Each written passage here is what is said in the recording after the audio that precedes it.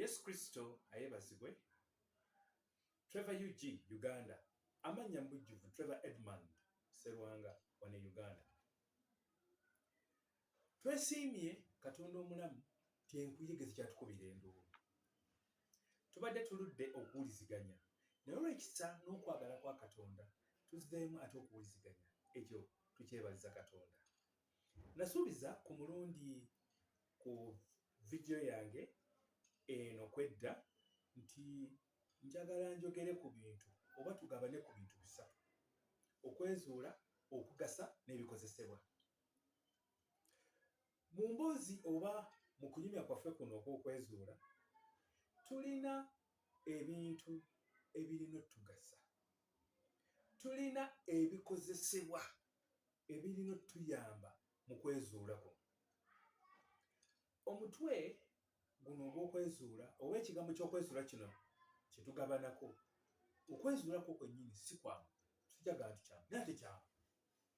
Ekikwewuunyisa ampuliriza era ndaba nti amaaso gano galaba, naye ate weewuunye tegalaba nnyindo eri kumpi, amaaso ge gamu tegalaba mumwa ate nga biri kumpi n'amaaso, so nga ate kikwewuunyisa amaaso galaba ki? Ebigere. Tekyewuunyisa ekyo, Mukama mulungi. Nti abamu bayinza n'okugamba nti oli muyimbi, kubanga ne mu kinaabiro gy'obeera buli wobeera oba oyimba. Ebintu eby'enjawulo biri kufa abaana b'abantu. Abamu batuyamba okwezuula ne bakubuulira nga tomanyi. Abamu ate oba okikola nga kyenjogedde ku ky'amaaso, nga gwolooza kiri wala naye nga tekikuli kumpi nnyo. Amasomero ge tuyitamu bikozesebwa. Amasomero, emikwano gye tubeera nagyo, abantu be tubeera nabo, kibe mu kyaki, kibe ku mizigiti, kibe wa n'awaka, kwezuula. Eri abantu nga bw'ayogera owulira mu mutima gwo ng'obabuka, akubeerera ow'omugaso, akuyambako okwongera okwezuula, abeera ekikozesebwa eky'omulembe ekirungi eri ggwe. Abamu ayinza okugamba nti naye omanyi nti ekintu ekyo ky'okutteko wandikinyiikiddemu. Ekigambo ekiro kiyitibwa okusoma. Okusoma kwange nali munafu, naye Katonda abeerako enkola, the way you are wired, engeri gy'owakolebwamu. Ate Katonda yampa ekisa oba mu kutondebwa nze embeera zange oba nganze bwendi. Toyakweka kintu mu kitabo, mpozi nga sikirabye nga sikyetaaze. Ne bwe ziba peegi, okay, Roots yannema okusoma eriwa peegi nga 100 mu ziizo, akatabo ka Roots akalimu kintakinte. Naye Mukama yampa ekisa ky'okusoma. Okusoma kikozesebwa. Okusoma kukugasa, kukuyamba okwezuula. Nkoonyeko ku bantu, eriyo abantu abatugasa, abatubeerera ab'omugaso mu kwezuula kuno. Oli n'ayogera ekintu n'okiwulira nga n'omutima gwo gubabuka. N'ayogera ekintu mu bulamu bwo kyonna ky'abagambye ng'owulira kikkomako, owulira bw'otyo bw'otambula. Ne bw'odda ebbali okufumiitiriza, ne bw'oba otambula ng'okola ebintu ebirala, owulira nga kikuyamba. Abantu tufumiitiriza. Kubanga Katonda yagamba tukole omuntu mu kifaananyi kyaffe n'endabika yaffe. Let us make man in our image and likeness. Genesis 1:26, Lubereberye 1:26. Okwo kwali kulowooza. Oba Katonda alowooza, ffe lwaki tetulowooza?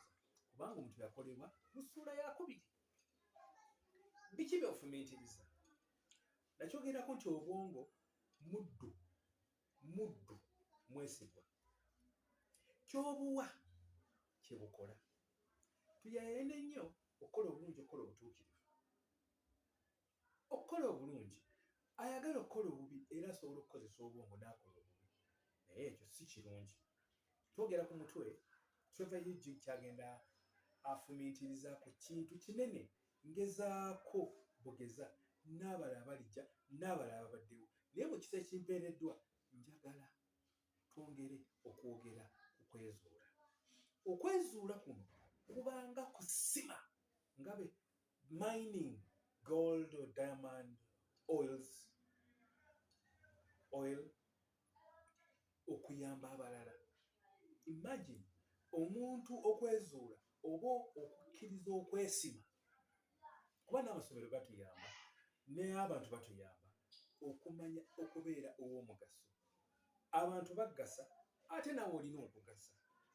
Kyamulembe kirungi, sikiriko na nsimbi kuba ebintu bino bimu as much as someone can pay, naye bweweezuula osobola n'okukolera ekintu obwereere kubanga oba oyagala ogase, kubanga oyagala oyambe omulala, obeere ekikozesebwa ekirungi.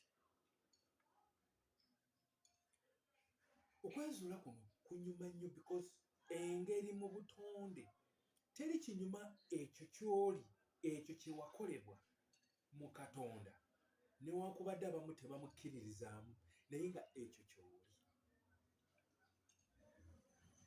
Mike eyo kikozesebwa, kamera eyo kikozesebwa, sitandi eyo kikozesebwa, entebe kwentudde kikozesebwa, eddoboozi kikozesebwa, naye nga njagala kibabeerere eky'omugaso, kibeeko bwe kiyamba. Trevor UG Uganda nja kweyongera okugabana mu ekyo kye nnaba mpulidde ku mutima gwange. Osobola okusubscribinga. Mukama abawe omukisa.